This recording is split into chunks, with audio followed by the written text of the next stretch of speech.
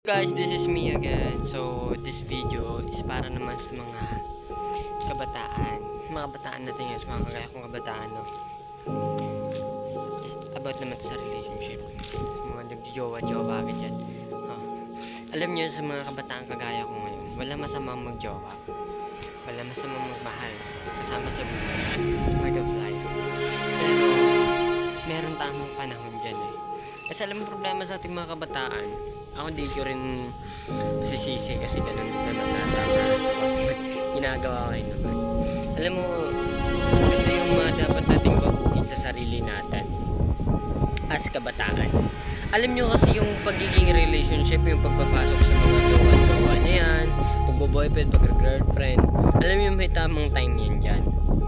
Alam mo kasi karamihan kasi ngayon puro iniintindi jowa.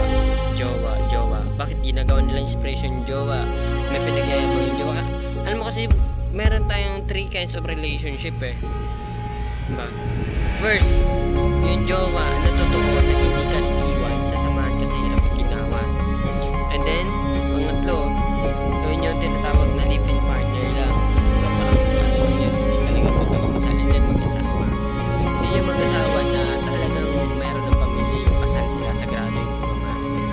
Alam nyo bago kayo pumasok sa isang relationship, alamin yung pinaka-deeper, yung baga yung pinaka dahilan kung bakit mo nga ba kailangan mo relationship bago pumasok sa isang relationship.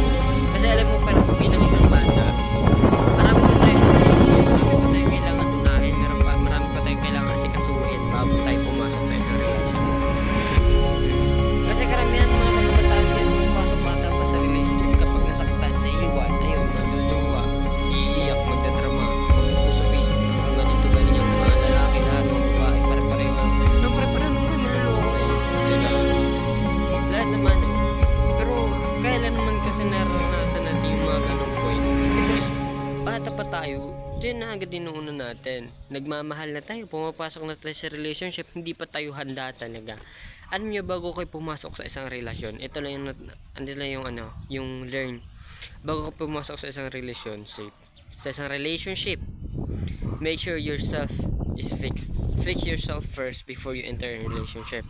And then, learn how to handle a relationship before you enter a relationship. Unahin mo muna yung sarili mo, make sure na successful ka, make sure na fix ka bago ka pumasok sa isang relationship. Hindi naman totally na mayaman ka. Alam mo kasi hindi sapat yung love lang. Dapat both. Dapat may love and meron ka ring financial.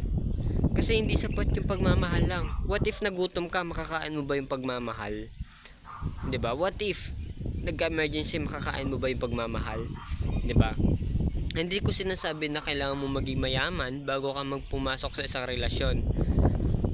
Pero make sure na kaya mong buhayin yung tao, mamahalin mo na habang buhay. Kasi habang buhay mo makakasama yan eh. 'Di ba? So dapat, alam mo kung paano siya dalahin. Alam mo kung paano siya buhayin. Hindi sapat yung pagmamahal. Yun yung tandaan nyo. Kaya, mga kabataan natin yan guys, fixin mo na yung sarili nyo bago kayo pumasok sa isang relasyon. Ako na nagsasabi, mahirap magkaroon ng isang relasyon, mahirap magkaroon ng isang partner sa buhay.